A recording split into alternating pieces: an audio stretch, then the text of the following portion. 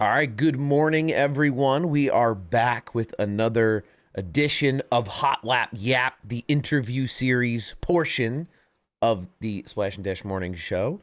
I am here after long last with Trevor from Five Wide What's Sports. up? If you get sports in your feed on social media, you've seen Five Wide Sports.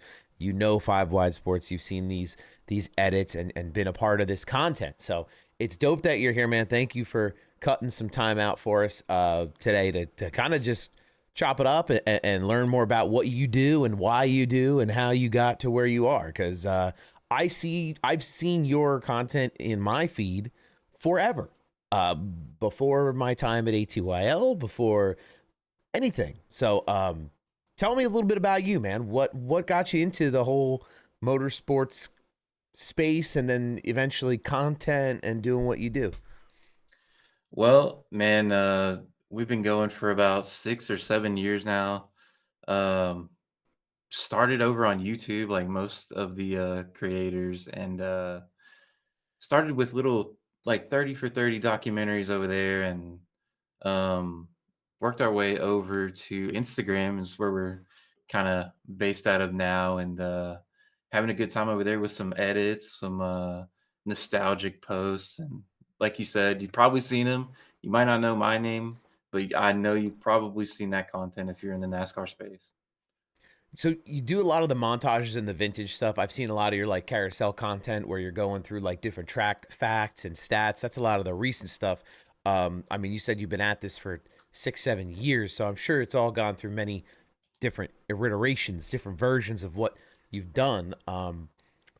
Where'd the montages come from? Was that just like, hey, I think this is dope, and I'm gonna cut some video up, or like they're pretty next level. Like you were just doing them for funsies. I was just doing it for funsies, man, and yeah, I really like the way that they turned out. And then you know, other drivers started finding them and, messaging me and saying, "Hey, can you do one of me?" Like some Cup drivers, some Xfinity drivers, and um, I just kept doing it for them, and uh, I started making friends in the NASCAR space with the drivers, doing that, and it's just kind of grown from there. Well, that's really dope. I mean, that's cool that guys are gonna reach out to you and be like, "Hey, I like this. Do this. Could you make one for me?" Um, who's been somebody that you've been able to connect with, or on the motorsports side of it, that has kind of surprised you or has reached out to you that you've been like, "Wow, I can't believe they saw that." Oh man, I think one of the first guys that reached out to me was Noah Gregson. Super cool guy, just hit me up out of nowhere and told me how awesome my content was, and that meant a lot to me. Guys like Carson Osavar and Parker Kligerman, guys like that. There's a few other. Leland Honeyman is a cool one too. He's a really cool guy over in Xfinity. So several of them I haven't named, but man, those are the ones that really have stuck with me. That's dope. Those are like the new guard too. Like you said, Leland Honeyman, Carson Hocevar, Noah Gregson, Parker Kligerman. Those are all young guys that coming Yeah. up in the sport in their respective areas. That's the kind of stuff you love to hear is supporting that kind of stuff, because it's just like I said, it's just that passing of the guard now, where it's the new generation, and this kind of content I feel like resonates with them and with everyone else out there. That's why you're out here cooking, doing so many different things online. Um, what so I don't know, like what keeps you going with it? Like you just wake up every day and you're like, yeah, let me chop this up. Like what's the motivator Yeah. behind all of this? The motivator behind all of this, I'm still looking for the motivator. Still looking for like the main goal. I think all of our goals in this space are to get to the racetrack every week. Yeah, Um couldn't and agree more. be properly credentialed and feel like we belong. But as for like planning out my days and what I'm going to do next, I really am just I wait till something hits me and I go do it. I really don't plan too far in advance with I feel like this that's a kind good of thing. way. Yeah. You know, when you're in the shower or on the toilet, The shower you is the know, best place. Like, something about the bathroom. I don't know what it is. mhm, That the best ideas come in the bathroom. absolutely. Um, you talk about getting to the track and being a part of the credentialed media. Were you a fan first?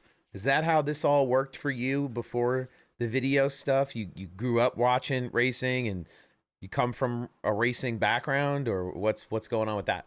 Yeah, definitely a fan first. Like my earliest memory was I'm from Owensboro, Kentucky. We've got several famous drivers from that town. Um, Guys like the Waltrips, Jeremy Mayfield, Jeff Green, David Green, Mark Green, and then like Supercross legend Nikki Hayden, and all the Haydens. So definitely motorsports is something that I grew up with, and really my earliest memory was the 2001 Daytona 500. Unfortunately, was Michael Waltrip winning, and just my whole house and everybody just going nuts. Like this Owensboro kid that was 0 and Yeah. 462 or something like that, finally gets the win. And then obviously what happened after that was unfortunate, but um, yeah, earliest memories were definitely Michael Waltrip. And then I sort of rebelled against the family. The family were big Earnhardt fans. I grew to love the man, but um, I was definitely a Jeff Gordon kid. I feel like a lot of households were like that though, where like, mom and dad were Earnhardt fans, and then, son or daughter was a Jeff Gordon fan in the early 2000s. It was just that kind of new generation, the Wonder Kid era, the Rainbow Warrior. I mean, they did a great job marketing that car to young fans with rainbow paint colors on it. I don't know. And he won a lot of races, which was fun for young kids to be winning all the time. That was the Um, funnest. yeah, I mean, my dad was an Earnhardt guy, and then he was also a big Mark Martin guy, which I know you've crossed paths with Mark Martin a few times as you've gone through your content journey. He seems like just the dopest guy. Like when I think Mark Martin, I think the Valvoline six car, and I think about Gucci Mane, and I'm like, those Yes, are two things I never would associate like together and then with Mark Martin at the same time. So, like, is he as cool of a dude? Like, he seems like he's really invested in the sport.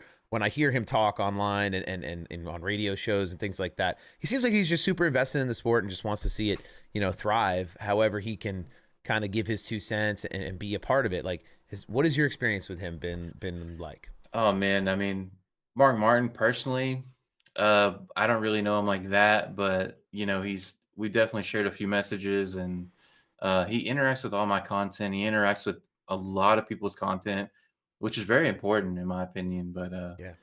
um, he is very he's not behind.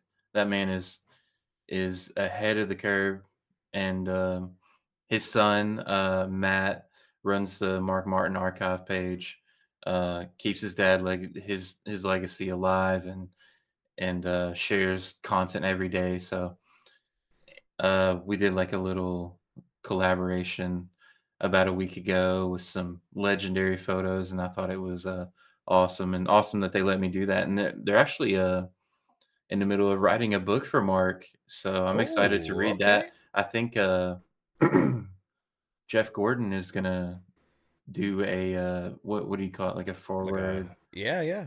into one of the last chapters. I think that they're working on that right now. So That's really cool. It's always cool to hear those like stories of the drivers of their lives. I mean, I don't know. I recently had the chance to cross paths with Ray Evernham, and he had a book too. And I started kind of digging into his story.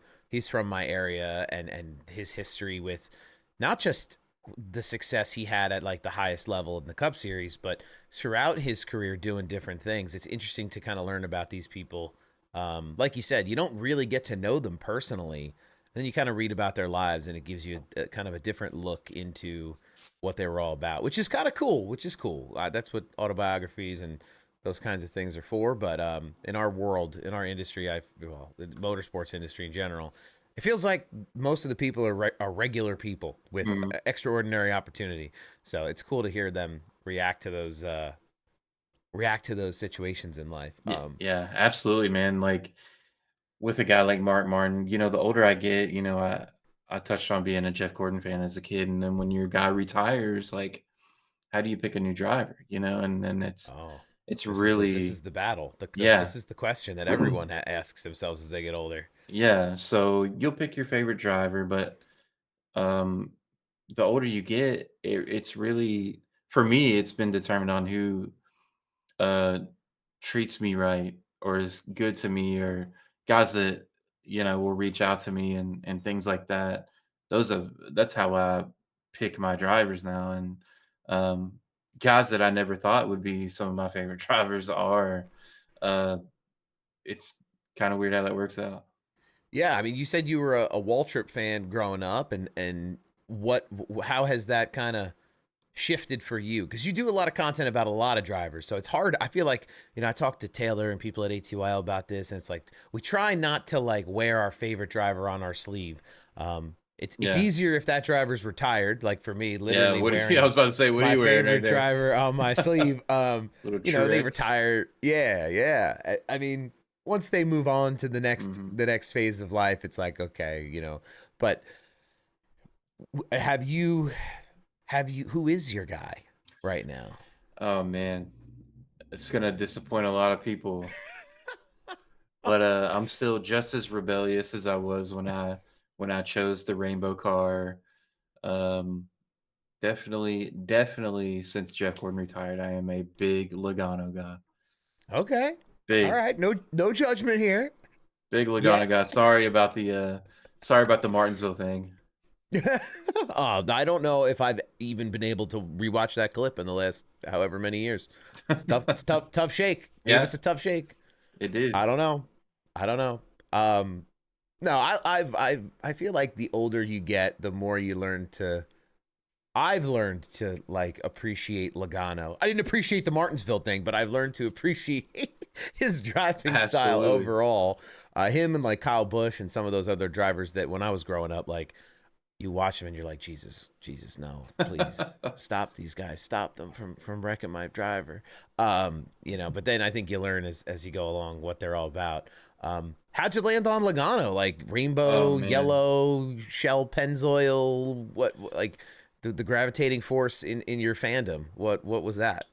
I think that it just felt, very similar to the beginning of Jeff Gordon, um, how young he was and, all the weight on his shoulders. He didn't obviously perform the way Jeff performed, in the early Rainbow Warrior years, but he came on strong and, I think a big turning point, when Logano first came in, I really didn't like him much, around '09, 10 into the Cup Series, but ironically enough, 2012 Pocono, um, pretty much the kid's job's on the line, and he has to go and boot Mark Martin out of the way.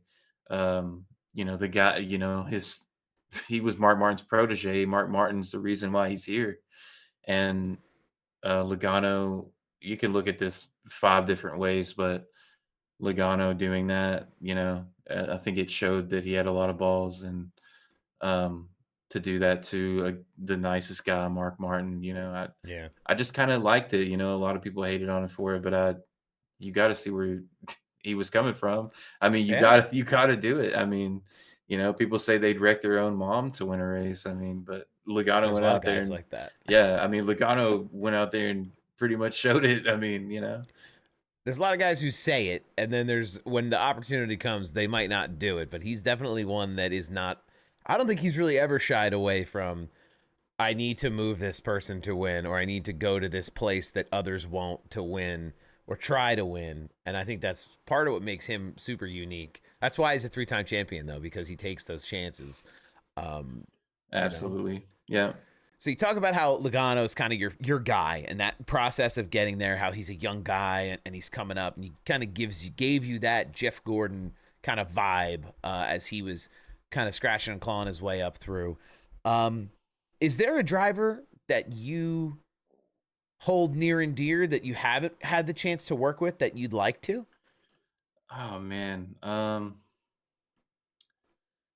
that's a good question because the guys that make me want to work with them, uh, you know, are the guys I do work with, are the guys that reach out, and which in turn makes me want to work with them. So, probably Mark Martin. Honestly, like I would love to do something with Mark Martin, do some kind of show or podcast or something with him. Other guys, there's a weird name like Jeremy Mayfield. Hell yeah, brother. Owensboro kid, I know some of his family here. He's definitely got some good stories. I would love to do something with him. And we might soon in the future. Um, He's been doing interviews again. I saw a Motor Stardom post, yeah, I believe, and they did like a podcast. I hadn't seen him be a guest on a podcast in quite a while. yeah. Besides the Dale Jr. download a couple years I, ago. Yeah. I I remember when that one came out, and it felt like he was starting to kind of make this media comeback a little bit. Hmm. And I knew he had still been racing places, and I don't know. I grew up. I remember watching Jeremy Mayfield in that commercial, that Dodge commercial, where the lady's putting oil in the bubble bath. Yep. Like that is what I remember Jeremy Mayfield. That and the race at Pocono where he just wanted to rattle his cage a little bit. Yeah, Um, people went you crazy for know, Michael Waltrip winning. People went real crazy when that happened here, and everybody here were yeah, Arnard fans, so it was very yeah. weird, a very weird time in Owensboro when Jeremy Mayfield knocked him out of the way. That had to be crazy. That's got to be wild to have him be from the hometown. I feel like when guys are from the hometown, there's no choice. Like you have to support them a little bit to some extent because one of the locals made it one way or another. That's something special. Absolutely, yeah, it's been, the Waltrips are like the two guys people talk about here, but they don't come around much. I've never met either one of them, so, I would love to meet, one of those 2 guys or both of those guys at some point, but they are hard to, get a hold of. I've They tried. a lot of these guys are tough to get a hold of, especially after they retire and they don't have as many like sponsor obligations or places to go and places to see, uh, people to see. I mean, Michael, I he hangs out at the breweries he owns a lot, but I don't think that's right in your backyard It's either. not I think the closest brewery is probably, like, 5 or 6 hours away. Have you ever been? No, I thought about going when we were, up in Nashville a couple weeks ago or down in Nashville. Um, there's one not too far from there. I don't know. I don't exactly know where they are. Um, I think, we'll get out there soon. He actually had a few kiosks around Nashville, Oh, that's and cool. I did try the, Talladega Light. It's pretty good. It is pretty good. Talladega Light is what fueled my last trip to Bristol, because they have one of those breweries right in town in Bristol there as you're getting close to the track, and Yeah, it's like okay, pack the cooler. Um, so you said you were in Nashville this year for the race. yeah.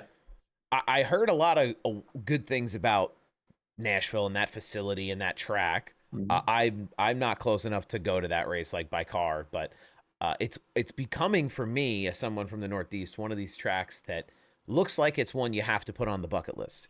What was your experience like there? How'd the racing look up close? It was great, man. Like, in my experience at racetracks, unless you're going to a place like Bristol, like this was such a great viewing experience on being able to see the entire track. Like, no matter where you sat, the backstretch is so close, like, and there's not too much obstructing.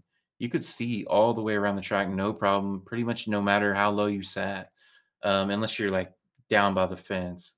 But you know, I think, staff was good, lines were smooth, parking was easy and free, where we parked. Everything was great. I mean, I think, like, I give it, like, an 8 or 9 out of 10.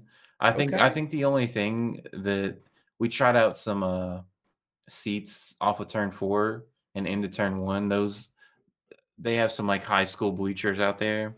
I don't Yeah. suggest, but if you're in the main grandstand, it's really nice. We actually sat down there in the main grandstand and watched the, truck race with Carson Hocevar. Uh, Oh, that's dope. yeah, it was pretty cool. I saw that he posted, that he was sitting in the stands, and, I was out there because of Spire. They got me down at the race, and, yeah, and I hit him up and I said, "Hey, what section are you in?" And he sent me a message, told me what section, and I went over there and we hung out, watched the rest of the race, and watched his teammate Raja win the race. So that was pretty cool. He was pretty hype about that one because that was his pit crew that actually got Raja out front and got him that win. That's dope. That was a great weekend too, like It to was. watch from home. The action was like that truck race was one of the best truck races I watched this year. I mean, I'm a big Raja guy. I got Raja on my wall back here somewhere. Um, Got to be cool, especially to have that experience with Carson. I remember seeing Jeff Gluck sitting up there with him too. Yeah, So Jeff Gluck, yeah, was that's actually cool. sitting right there. I was talking to Carson, and then I was like, "Hey, man, we gotta get a picture together." And then Jeff Gluck, I didn't even realize Jeff Gluck was standing there, and he goes, "Oh, I'll take it for you," which was pretty cool, you know. Jeff Gluck snapped a picture of all of us, and yeah, it was pretty cool. That was my first time meeting Jeff actually, and then that next day, Saturday, I actually, had a long conversation with Jeff about um you know, like an initiative for creators to get credentialed. Yeah, And I think, Taylor had inquired about this as well pretty heavily. And, I checked on it and he actually referenced, I'm assuming he was talking about her, a content creator that was pushing for something like that. But, probably. Jeff seemed pretty disappointed that things haven't moved as quickly as they should. Yeah. I've heard things here and there about that. And it's like this new media kind of deal that they want to have folks come in and be creators and represent the sport. Um, I don't know if they've done any more. There's been any more conversation about it recently since Nashville. Nashville's, we're going back a little bit, but Mhm. um, I know that a lot of the teams are starting to do it, where they utilize they're utilizing their like VIP passes that they get at the track weekly to bring in content creators that way. And Yeah. you're not officially credentialed that way. Like you're not going to get all the media, bells and whistles that you normally would with a like a vest or like something from NASCAR. But that's one way they're trying to kind of skirt around it. Um, Yes, and that's how we're getting to the tracks. yeah. Me, and then I usually have a cameraman. Uh, yeah. So, I think Carson got me in to the last one because he, saw my stuff and really thought I deserved to be there. And then, we got to watch the race with him, and Noah's got me in as well several times, and some other drivers. Um, and those teams are really good guys to be able to do that. And they understand how hard the credentialing process is. So Yeah, it's definitely one that not only is it difficult, but it's difficult to understand what they want. And I've talked to people, and it's like I don't know. I know there's a handful of folks who are pushing for it internally, yeah, but I'm not sure they're able to make those decisions all on their own. So I'm sure there'll be more conversation about it. I hope that it goes beyond just what the teams are doing, but what the teams are doing is awesome. mm, But I hope there's something a little easier for the teams and for the creators. I don't know if they'll be inviting my ass down to the track, but it would be cool to just see people out there doing doing something in an official capacity. yeah, And a lot of journalists that are credentialed now, like Jeff Gluck, he's a journalist first, but he's in a lot of content. That mm, is the new journalist medium. Is he goes and does the teardown. The teardown is a podcast. The teardown gets clipped up into social clips. The quotes from the teardown get put on T-shirts. There's accounts that out there that take what Jeff and Jordan say and make funny montages about it. Like oh, which ones are you there's referencing? dude, that guy gets them every week too. Yeah, good Um, guy, by the but way, good guy. I never met him. I mean, he's got a lot of time. I don't. I'd love to know. I should hit him up and see if I can get talk to him too, because I'd You love to know probably could. I think you where the probably idea yeah. came from. Is got to be crazy. Yeah, definitely chatted with him a few times. Good guy, good guy. I know he wears this shirt He all over does. the Some of place. my friends have the post-race clarity shirts they wear to the track, so So it's so funny. I don't like. It's like okay, yeah. It's like yeah, that's like sometimes I sick. think obviously, we haven't said the name of the creator, but you could probably figure it out. But, sometimes I think that these commentators and drivers, um, are trying to make the montage. I think they are now. I think now that it's become more popular, they definitely lean into certain things that maybe they would stop themselves from saying. Yeah, They just keep on. like, "I know you're trying to get in that montage." There's Yeah, no way. I want to get tagged in that video at the end of this week. That's crazy, but it's funny and it's fun to see that kind of content. Like it's not doesn't have to be super serious. It doesn't have to be super buttoned up. That's something that like especially in motorsports and in general, I feel like, there's like F1 and that's like super, like shirt and tie and it's Yeah. very, everybody thinks got to be real official. But that's a unique opportunity we have as American motorsports fans is that we don't have a lot of like, let's be very official. You walk into the grandstands I was at Pocono a couple of weeks back. There's no, people got their shirts off. They're cranking beers all day. Yeah. Like this isn't Westminster Abbey. This isn't, we're not like, oh, very pinky out for our racing event. Yes. It's a different vibe. I mean, my shirt stays on my body at all times, but anyway, there's a different feel and you can kind of have different types of content to match those feels in the audience. So, I hope they get somewhere with it. I hope I they think do. they Taylor's been will. banging on that door for a long time. Yeah, she's probably gonna be the best one we got to go out there and get it for, If she's the advocate for showing them that it works, send her now. yeah, Go. absolutely. What? So you mentioned being at the track and trying to get to the track like every week, hopefully in this beautiful system of creating content for the sport. What tracks have you been to? What's your favorites? Oh, man, I mean, I haven't been to as many as I would like, but I think for like from like a fan perspective, I really like Indianapolis. There's Okay. so much to do, like, you could walk forever inside that track and stuff outside the track, and, Nashville was great. I mean, from, like, sitting there and watching the race, like, Nashville was probably the best. Um, Bristol is loud, man. Ooh. I love it, but it is loud, and it takes a toll on you after a whole weekend. Um, I'm probably just gonna go the easy route and say Talladega. I think it's got Ah, all of those things. it's tough to beat Talladega. Yeah.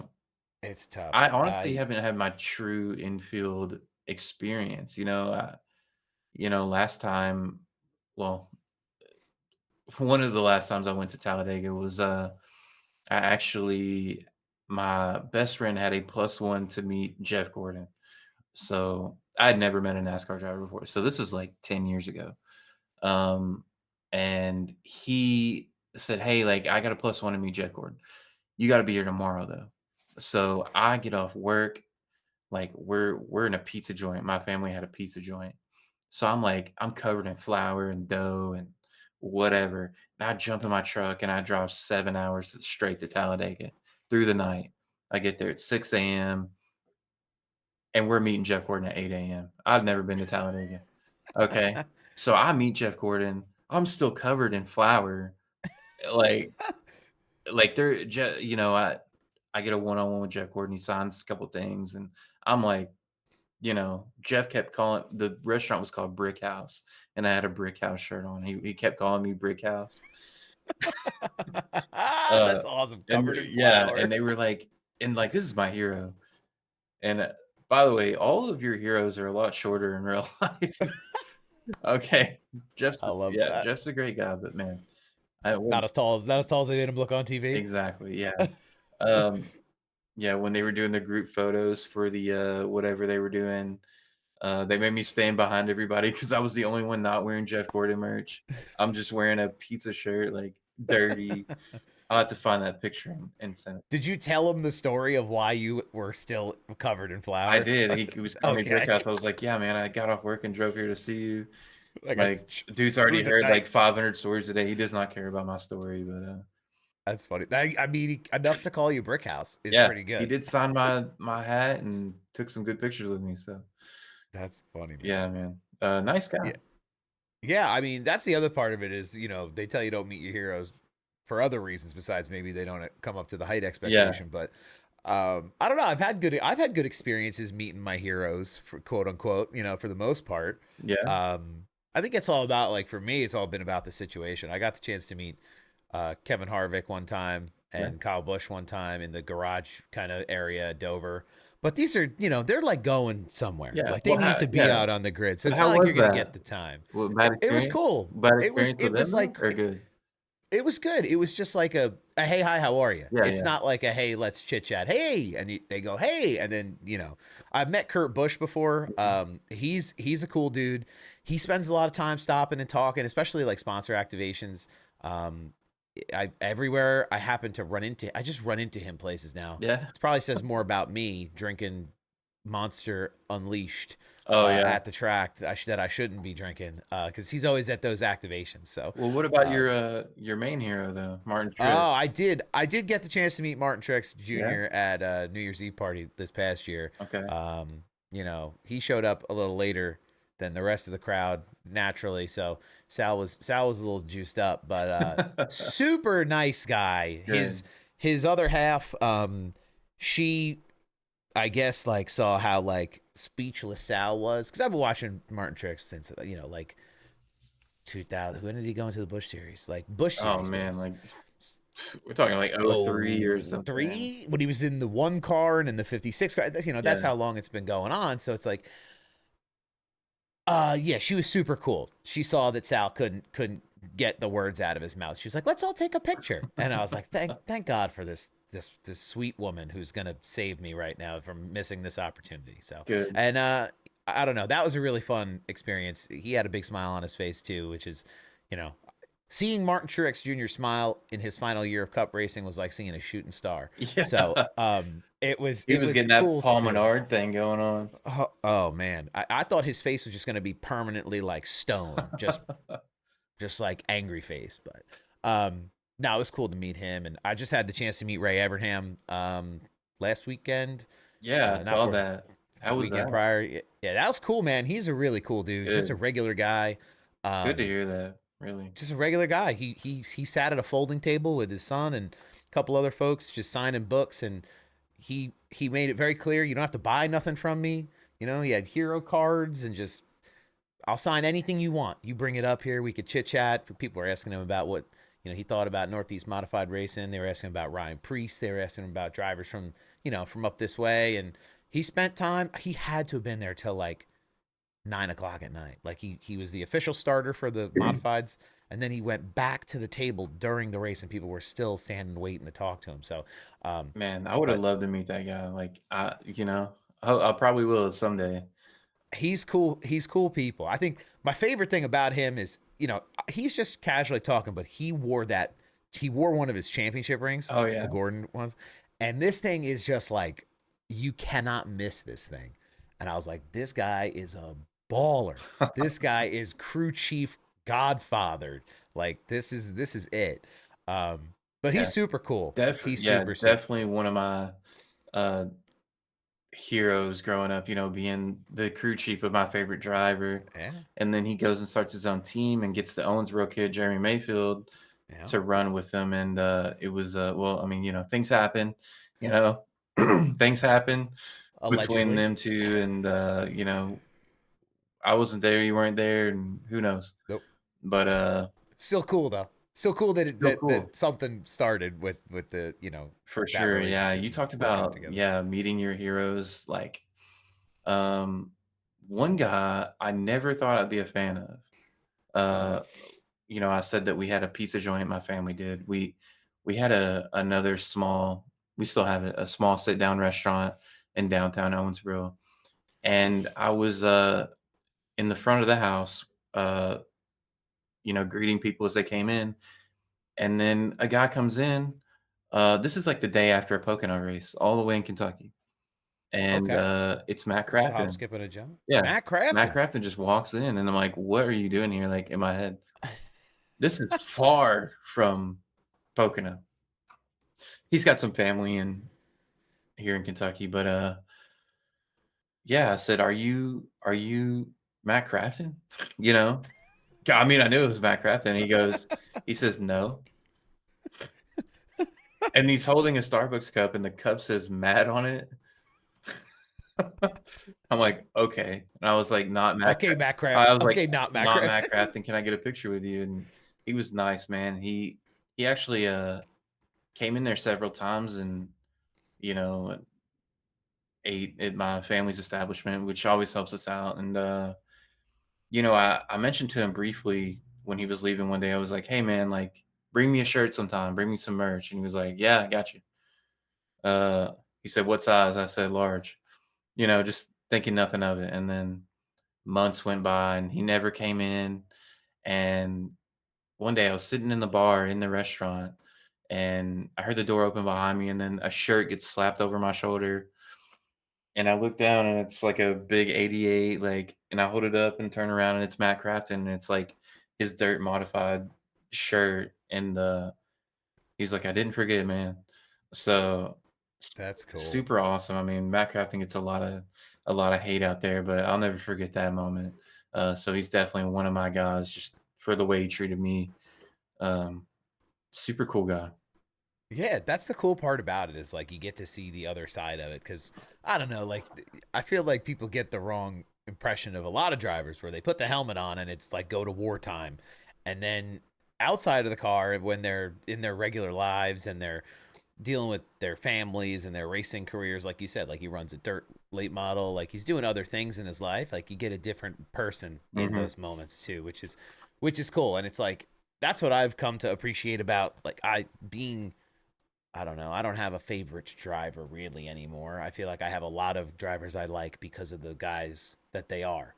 Yeah. You know, it's like not that I've worked as closely with anyone as you have, but like you get a feeling about people from their conversations like we have, and seeing what they do in the media and how receptive they are to different ideas and being involved with fun, cool stuff. And you know, got a Matt Crafton coming into the pizza spot Yeah. bringing you T-shirts. I That's a know. guy you're gonna support. Yeah, great guy. Gets a lot of hate. I mean, he might deserve it sometimes, but from a Yeah, fan perspective, he was great to me. I mean, and that was I had the a that was the season he won his third championship without oh winning a race. So, I had a cool experience with Daniel Dye like that, where yeah, we were running iRacing stuff okay, pretty heavily about a year and a half ago, 2 years ago, and he would pop into my TikTok lives and talk in the chat, and I was like, that ain't Daniel Dye. And then one day he hit me up on Instagram in the DMs, you know, and I was like, all right, so this is the real deal. This is definitely Daniel Dye. And then he raced with us a couple of races. I mean, he took us all to school. yeah, He smoked us a lot of the time, which I expect that to be the result for the guy who's now in a Xfinity car beating a bunch of Timmy Two Thumbs sitting at home on their sim rigs. But he was super cool. He gave us all like discount codes to go to his store to oh, like nice, buy like his merch, and like he was cool. He did some stuff too with some of the other drivers in that series who had events and charity events and things like that through the iRacing world. But it's cool. Like he's another one who when he was in the truck, he got a lot of smoke sometimes, and yeah, people were like, "Oh, Daniel die." mhm. But yeah, really cool to kind of get the different side of the coin with a lot of these I dudes think, and see what yeah, they're about. my last iRacing experience with a driver was not good. It was a long time ago. It was Ty Gibbs. Uh Uh, oh. this was a long time ago, and it was my fault. Uh, we're running at Charlotte. Caution comes out. My brake bias is set like super low. So if anybody knows what that means, like you can set front brake or rear brake. If you set the rear brake, it'll free your car into the corner. So my brake bias is set as low as it can go. caution comes out. I'm getting on the brakes to slow down, and I lose it and just whap right into the Uh, back of, Ty, and bam, alt F4. Never I haven't touched iRacing again. That was years ago. I mean, my whole rig is still right here, like, just I never touch I it. can't, like, I don't know what happened after that. I don't know if I You got get protested. I have no idea. at this point, it probably don't matter. But, It's Ty far Gibbs, removed. sorry about that. I didn't mean it. I didn't mean it. My brake bias was messed I up. think I was running a 5 wide sports car. I was like, "I can't let anybody see this." Would have made for great content. It would've, yeah. Yeah, Oh man, man, we got to get you back in the swing of things. It's a lot of fun. for I don't sure. race as much as I'd like to anymore. I don't know. I have a lot of opinions about iRacing. But Yeah, I've been banging on the door of some like an ATYL sponsored league or put together league yeah, where it's create like a creators league mhm. where we can all just kind of have fun and it's not so serious. Oh, that sounds like a lot of fun. I would if you guys ever did that, I would be in for sure. A Yeah, I keep a creator bringing league. this idea up, and it's similar to what I used to do with the Stream Team Racing League, and that kind of dissolved after a couple years because we had some characters in there that just it Yeah, was tough. we Yeah, it could was probably get tough. some drivers in there too every once in a while. I bet you we could. And I then know a Big few Duke off is the top of my somebody. head. Yeah, I mean, it would be wild to be able to do that kind of stuff. Yeah, It would be super cool. definitely. Um, Especially too, like I know that a lot of people at ATYL have like good causes that they help support through their content. Mhm. Taylor and Duke and a lot of people do. So it's like being able to do more of that would be dope. I mean, I know Carson's a big iRacer. He's a big moon car guy. He is. He would definitely jump in if we asked him, He'd be in the trailer at the for track. sure. Yeah, Parker and Landon, they used to do the Firecracker 400, and, they haven't done it the last couple years. I was gonna jump into the next one, but I don't know, I guess they're pretty busy right now with, stuff. Landon Huffman just won. Where was it? Tri I'm talking about Landon County. Castle. Oh, you talking about Landon Castle? Landon I thought you were talking about Castle. Landon There's Huffman. I forgot there's Landon more than one Castle. Landon. I don't know why my brain goes right to Landon Huffman. That's my guy Yeah, in that tour. there you Yeah. go. But no, Park Kligerman's cool. I had a chance to DM. I DM'd with him one time. Um, He's they're very cool good with, people. creators, They're cool people. for sure. They treat you like normal people, which is nice. Definitely, definitely. Um, but you said you never had the Talladega infield experience. Never.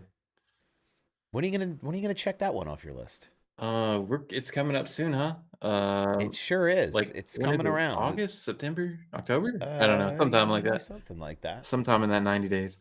I'm It's, thinking about heading out there. We're gonna see what we can do about credentials, and, it's I hear Talladega might be a little stern on some things, which is surprising. Like, I never thought I would hear that about Talladega, but, interesting. about garnering credentials, I guess I'll have to find out. I wonder if that's because there's a lot of people who want to be at that race as media Yeah, um, for the infield content.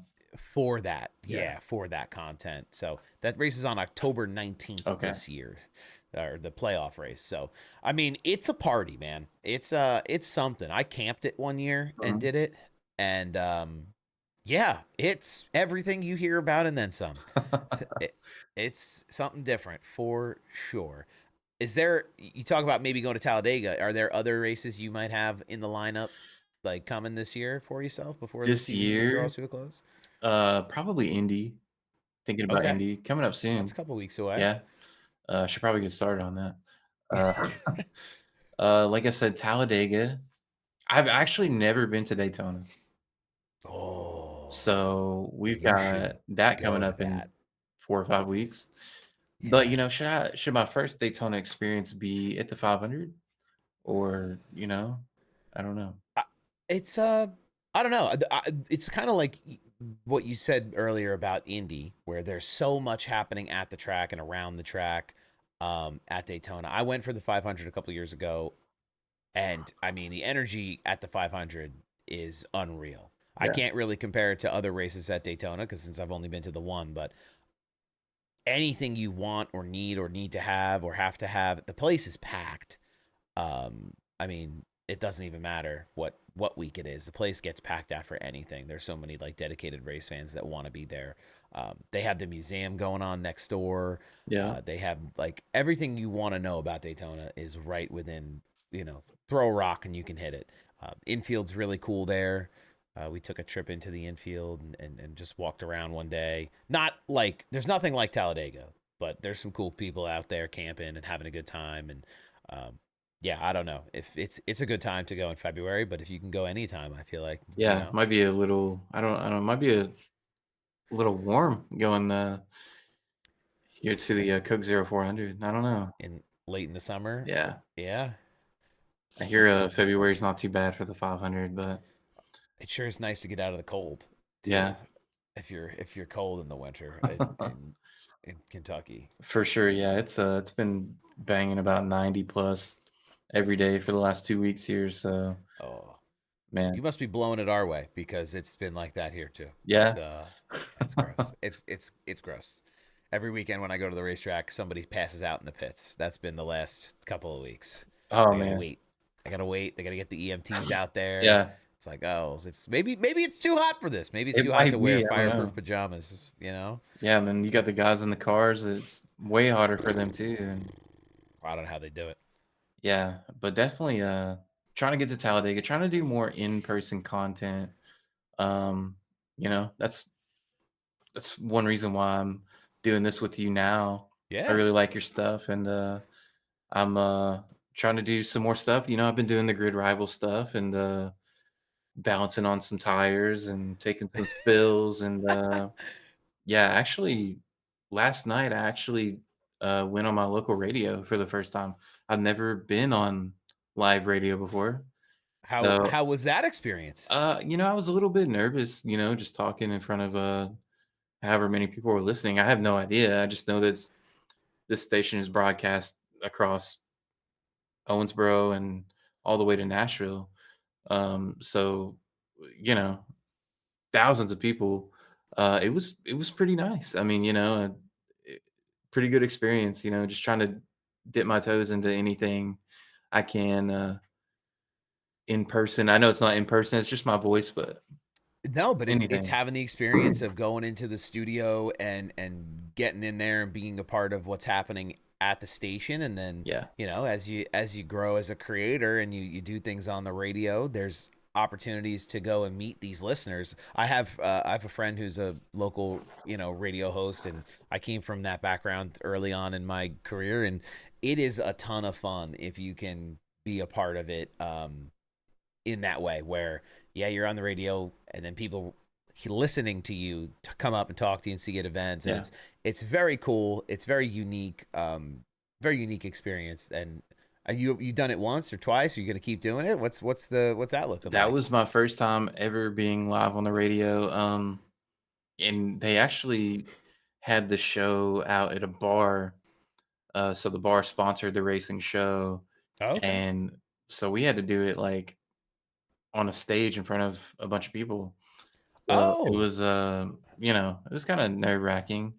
It was it was like a 2 hour show, and I went. I didn't know when I was going on, but I ended up going on like an hour and a half in. So I had to wait pretty long time there. so then give the nerves plenty of time to build up. Yeah, I think SVG went on before me.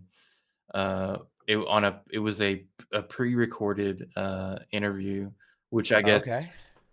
I guess it didn't seem pre-recorded if you tuned in on the radio, but they You played, wouldn't know yeah, unless they told you, I guess. yeah. So they played the SVG interview, and then right after he won, which is cool. What do you think about SVG winning, man? I mean, Oh, dude, at Chicago and Mexico, and yeah, he's I don't know. He's a special talent. It's just his supercar experience is so diverse, and in the way that he can handle this next gen car. Um, and I'm not super familiar with what those supercars are built to do or how they're built. But it seems like the transition for him was very simple to go from there to here. We've seen him in the Cup car a few years now, and it's taken some time on the ovals, but it felt like magic. Even in the Xfinity car, just hmm felt he felt very comfortable. Obviously, being able to do what he did Even a couple of years back, there Portland, and then he starts to like checking the boxes in Chicago, and then now in Mexico, and then now in Chicago Yeah, again, and then back to Sonoma this weekend coming up. Um, there's a lot of people who are like, okay, this is the guy on the road courses. But I, yeah, I love SVG. I think he's yeah. good for the sport. He's a Me lot of too. fun to watch. He's got good personality. Yeah, he's gonna make Yeah, everybody better on the road courses. he's going to force them to. Yeah, I don't know if a lot of these older drivers have enough time to like relearn this new like because SVG's big thing, I guess, is this right foot braking yeah. is like Mhm. his big deal with carrying momentum through corners on street courses and road courses, and I don't think that's an easy thing to learn, especially if you're a traditional oval track racer and you've been doing that your whole career. So it'll be interesting to see how guys try to adapt and how young guys like Connor Zilic learn from him and Yeah, I think Ty try to Gibbs, improve. man, Ty Gibbs, I think in a couple years, he's gonna be the guy. I think he's gonna surpass SVG. He's so young and he's so good at these places, man, and Connor Zilic is so good as well, man. But, like, with SVG, the rookie record for wins in a season is 3. Yeah, Tony Stewart and Jimmy Johnson are tied for that. I mean, he's 1 win away from that, and yeah. we got road courses to go. When he won that first road course at Mexico, I was like, "Man, this guy, that's cool, but he does not need to be in the playoffs." But what Yeah, happens when he wins 2 or 3, it's hard to like, deny. if and like I said, everybody's getting they have to get better because of SVG. Um, what's gonna stop these team owners from going and getting their one road course ringer like SVG? Like, say you're like Roger Penske. I'm just saying names right now. I'm Yeah, just yeah. Roger Penske. Like, do you want a road course guy or do you want like Austin Cindric? Like, Mm-hmm. What's so going to get you further in the what's gonna playoffs? get you What? further in the playoffs? I mean, Cindric's he's been doing good. He's been making it into the play. He's in the playoffs. He's won a Yeah. race, but I just use him as a loose example. What's to stop these team owners from getting their one road course ringer each on their team? You know, then it's I gonna be I wild. think you're I think you're I think you're onto something with that, and I think you're starting to see it happen with Trackhouse, where obviously they have SVG, but they have Ross, and then they're going to move on from Daniel Suarez, and What's gonna stop them from without getting another road course guy? having a full press release, it feels like Connor Zilic is going to go into that It does, car at yeah, some point, and it's like, okay, well, he's a road course guy, not as much of a ringer as SVG, but he's going to go out there and put it down. yeah. And I think you'll start to see it happen the more they introduce these street course road courses. Do you think we have enough road courses and street courses? Do you think it's like I think we not definitely enough, do. enough, or too many? I think we have enough. I think we might have too many. Um, I would like, I do like seeing them mixed into the playoffs. That's that's one I would like always at least one to be in the playoffs. Yeah. Um, I don't really know what's going on with Chicago. I don't know in Chicagoland. There's been a lot Oh, of talks about Chicagoland. I don't know if it's coming back. I have no idea. But would they, cancel feels the like street course it's out for Chicago? I have no idea how that works. Um, Chicago the way street it. course, it was good, but it was you know, stressful.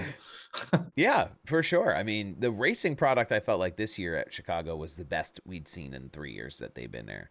I think it's really up to the city of Chicago if they want to. I heard that they weren't going to try to run it again on Fourth of July weekend. Yeah. So if the street course does come back in some version in Chicago, it won't be the same date, which is whatever. But I would love to. I saw Denny Hamlin talking about a oval or like a square rectangular street course, which Would sounds be pretty cool. cool. I mean, you can make a square rectangle You on could. a driving line. You I can. mean, they talked about Philly becoming a city that they may potentially visit in a street course Yeah. or a street oval, and that made my ears perk up because that's right around the corner from Sal. So it's like Yeah. Or Pittsburgh, thinking man, about same state, Pittsburgh down there uh, going around it Heinz would be Field. crazy. It would be That would be crazy, cool. especially like sports complexes. Like if you can get them around big, like that was the part of the fun of Chicago, was like it felt like a video game because who would let us build a racetrack in the middle of one of America's largest cities, and it's like, here you are. This is it. Yeah. Yeah. So I think San Diego could be cool. I think there's a lot of talk about that. I don't know if that's been made anything official. I know this morning made official though, was Bowman Gray coming back again. Yeah, I did see that. So I know that was kind of in the conversation. Mhm. That was a conversation that was happening, but it wasn't official. But uh, that was a good time this year. But that kind of reminds me of that. You talk about street oval. Like Bowman Gray is that kind of track where it's like a flat, no banked oval Yep. with walls, and it's like this is you get some of the intensity of street course racing on tracks like that because there's only like one way to pass, and it's kind of true at street courses and or street courses where unless you're really faster than the guy in front of you, you're gonna have to move guys and do the old Bowman Bubba 1-2 skidoo That was fun. to make it happen. That was fun. I had a good time watching that one. Yeah, that was good. I think that really made the whole bracket system, like, worth it, was that What do you think of battle. that? What do you think of that bracket deal Well, this year? it was, blown up after the first week. Tough. I did have Ty Dillon, beating Denny Hamlin. That's I did crazy. have Ricky Stenhouse also moving on to round 2. But, um, yeah, I think it was interesting. The whole setup for it, the whole points average was kinda weird. Yeah, Um, the seating system. yeah, I think that the tracks that they picked, I don't really agree with the tracks that they picked. I think if they did, like, a few other tracks or, like, not road courses and, restrictor play, stuff like that. Yeah, it would have been nice to see a little more variety in terms of like, okay, we're gonna do a bracket tournament. Let's include a super speedway, a intermediate track, a short track, a road course, a street course, Yeah. whatever they however they want to break down those definitions. But Mhm. that would have been cool versus like Atlanta or Atlanta and then like back to back road course races Yeah. and then like Indy, and it's like, all right, this is kind of like a hodgepodge of tracks, like just conveniently slotted in here because you had TNT taking over the broadcast at Yeah, this point in the the year. Atlanta race made the seating not even matter, Yeah, pretty just blew it much. I all up. mean, yeah. Yeah. I don't know how we Um, dove into this, NASCAR talk here. I mean, that's what we're here for too. Also, We just started a whole second podcast in the middle of the podcast. but what'd you think of TNT this week, though, Chicago style? I still haven't. My heart still aches for Amazon Prime. I feel like TNT's took a lot of cues from them and are trying to make it work. They're still figuring it out, but it seems like they're trying to make it work. I think that they tried to take a lot of cues. I think that they were lacking. During the race wasn't too bad at all. No, I think that the I didn't post think so show, either. I'm not very critical. Like, I won't be that publicly critical about things if I don't like them, but that post show was rough, man. Like, and nothing to do with the on-screen personality or anything. I think it was just whoever was making the decisions to what we're gonna show, and Yeah, because we've got Ross and Joey going at it, and like everyone knew that they were going at it. Everyone on X and the internet knew they were going at it. Like, we want a camera yep. down there, and then Show us that. Interview those and guys. then we've Bring got them up. yeah, and then we've got Cody Ware that went 500 miles Oh, an hour straight into the wall, and I don't know. They didn't talk about him at all. They didn't say, "Hey, if he got out of the car, okay," or anything. They didn't talk about it at all. What else did we have? I mean, we had they really shied away from the Ware one because so many people were critical of that late caution yeah, coming in or not coming or coming yeah. not as soon as it needed to. It was bad all around, and Yeah, we had the Bubba Bowman thing, and that was fun. they met up on pit road too, and we didn't get a Yeah. single camera, a single live shot of that. All cell phone. When I was cutting up my clips from my show yesterday, all the clips that I pulled from online were all cell phone clips. None of it was, Mhm. very little of it was broadcast camera. And I'm like, damn, like they need to get these guys in Yeah, the like, trenches a read little the bit. room, man, like, Yeah. you know what we wanna see? Like, SVG went in and he's punting this ball into the crowd, that's great, but go split screen for me because I wanna Yeah. see Joey and Ross fight, I wanna see, you know I think Chase and, Leg got into it a little bit too. Oh, they did a little bit on track. I They saw did. some driver camera of that where I guess he ran her wide once or twice there through one of the corners, and then under caution, she went up there and told him she wasn't too happy. Yeah, That didn't was something see different. yeah, I didn't see anybody post it, but if somebody can still go back to the cameras, if you go to Catherine Legg's in-car, the max shot when she pulls over on the pit road and her broadcast cuts out, you can actually hear the whole conversation between her and Chase. I didn't post it anywhere. I don't know. I don't like posting stuff like that, but you can Yeah, actually hear their whole conversation. I didn't see it posted anywhere. So if anybody's got that, you can go listen to that whole conversation. Chase that'd be a trying good to, clip to have. yeah, That'd be good. Chase gave her a couple lessons there. You can I hear it pretty good on that. I couldn't believe that she out qualified Corey Heim in that 2311 car. I mean, Yeah. I have a special place in my heart for the 78 team. And they're, you know, even with BJ and Live Fast and all of that. So I'm happy to see them have the success. But I was like, it made qualifying exciting again. I don't know. I hadn't felt that like fired up about somebody qualifying, and we're not talking about for pole. Yeah. Like, you know, we're talking Like about them go or go qualifying for home or like, yeah. yeah, Uh, like you're going to be at the back of the field, but you just want to be in the show. There's something exciting about that. So I don't know. That was a cool kind of yeah. different She finished feeling this 19th. week. I mean, Yeah, a pretty lot of good. people said, she was to put it bluntly, a wasted spot. But Yeah, this yeah, week, yeah, she, came home 19th and made it a lot farther than a lot of the guys could, so yeah. it's pretty good. She's got a tremendous amount of racing pedigree from, you know, open wheel cars and other things that she's done, endurance racing, and I think she's been in just about every racing series around. So it's cool to see, you know, that progress Yeah, happening, which is dope. hopefully it keeps going. I hope so. I mean, I don't know how it would look if I rocked any like Elf 78 gear.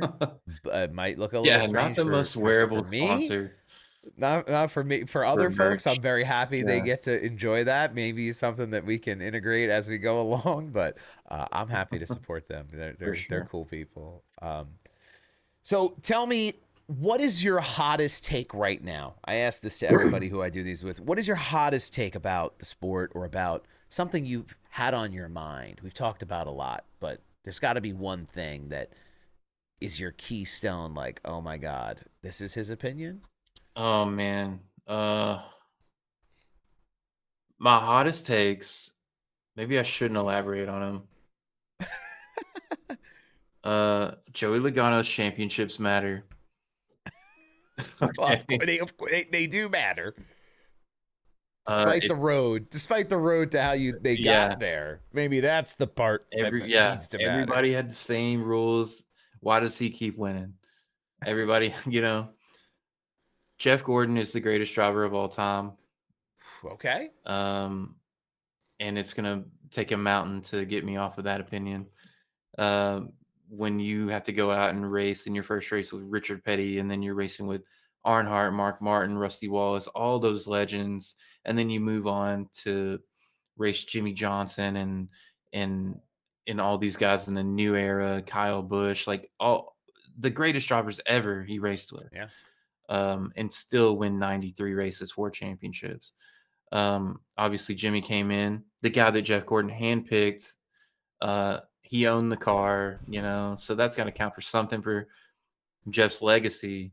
Um, it's hard to get me off of that mountain. You have Jeff and Dale Earnhardt going head to head, and Jeff Gordon won almost every single time. I know that Earnhardt was on the back end of his career, and same goes for Jimmy beating Jeff. You could use that same argument, but I think it's different with Jeff, newer style cars, and Jeff actually bringing Jimmy in. Anyway, I just rambled on too much about that. Third, like what else is gonna get me in trouble? That's what I'm looking for. What else is gonna get me in trouble? I do like the playoffs. Oh, I do like the boo. playoffs. I would do a lot of tweaks though. Uh, Okay. and So when not no change, not yeah, no changes. yeah, I do like the format. I think that I would probably go back to the 10 race format, or I would go for a similar format, but the final 3 races have the final 4 guys.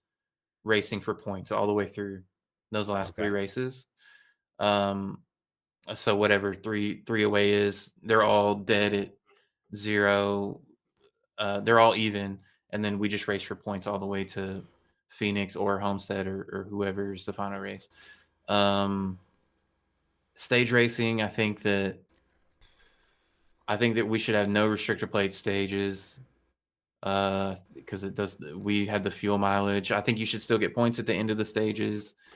Right. Just Um, not a no caution. competition caution. Yeah, Yeah. it causes a lot of fuel saving in it, and then you get, like, a big wreck at the end for no reason. It turns 500-mile races into 10-mile races It at does. the end of the day, Yeah, especially places like Talladega and Daytona. for sure. I probably have a bunch more takes that, I'll get in trouble for or get hated on for, but, we love those. I'll probably think That's it's 10 more before we go.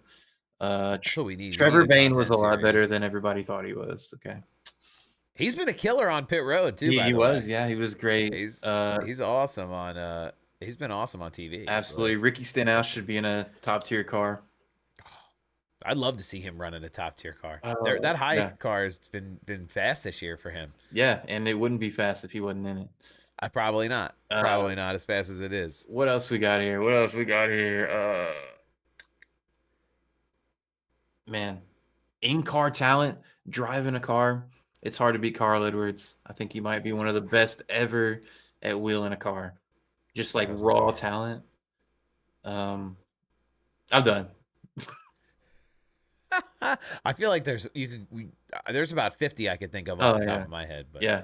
Hey, you got to say I get one. my Tell me I get one. myself in I enough just said like trouble 8 every of week. them. Give me a hot one though. Like My hottest take.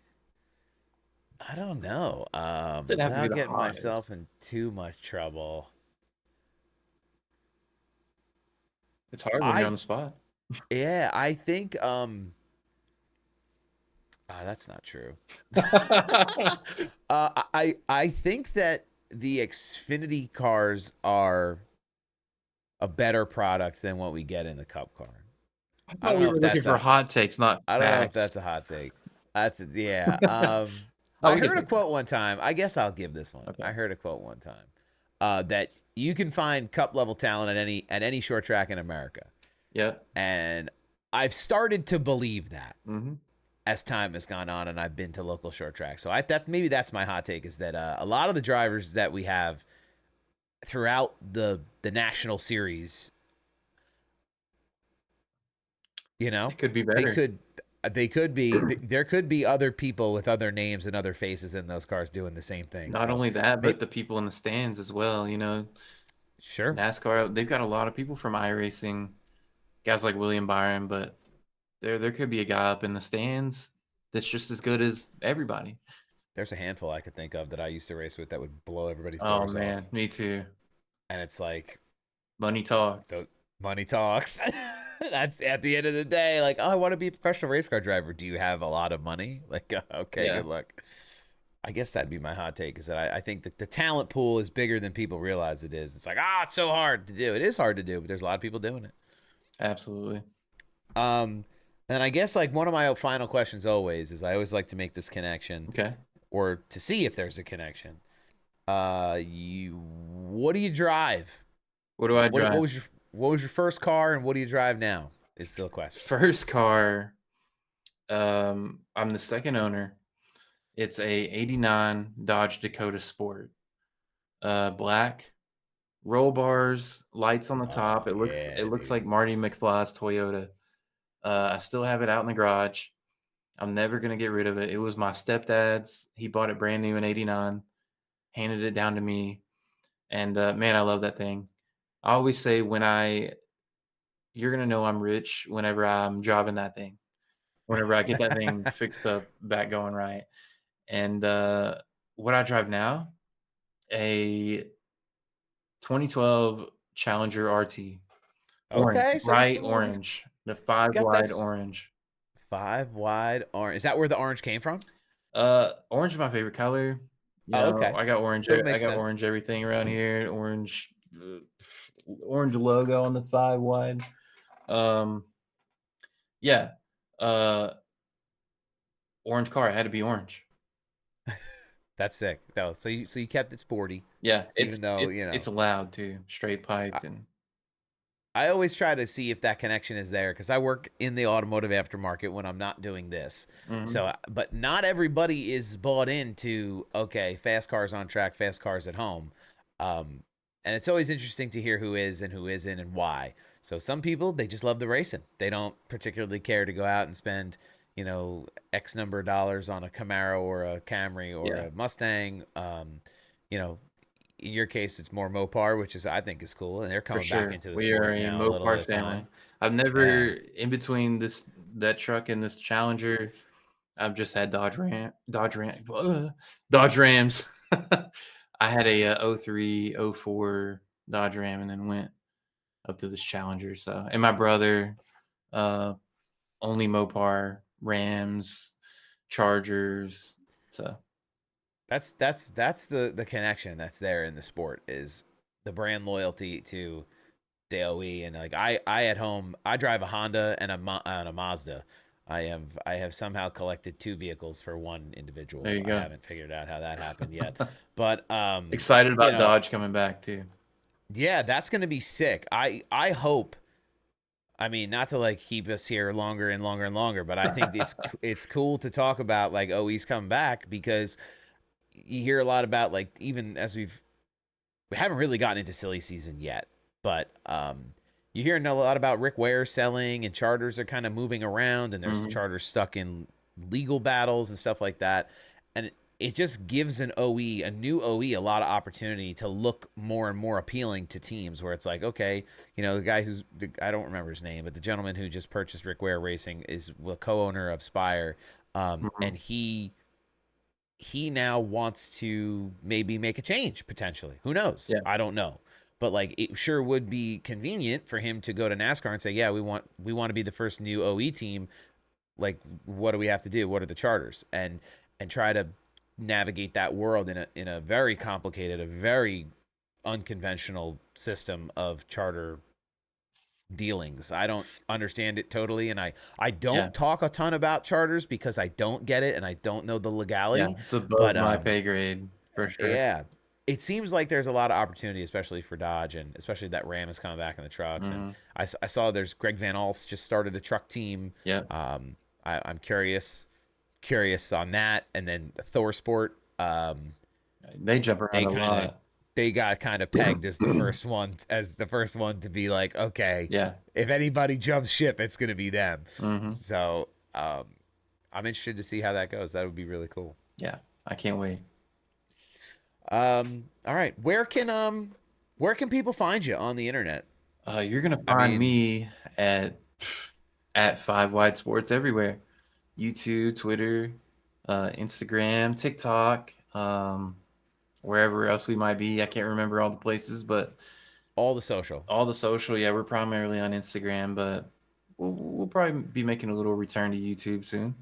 Okay, cool. All right. Our And root. then I know people too can find you. You have this Sunday Money brand as well that you do some merch sales through. Real quick, what is that about? Where can people Oh, find that? Sunday Money brand. It's just a little clothing brand. I started out of my own home.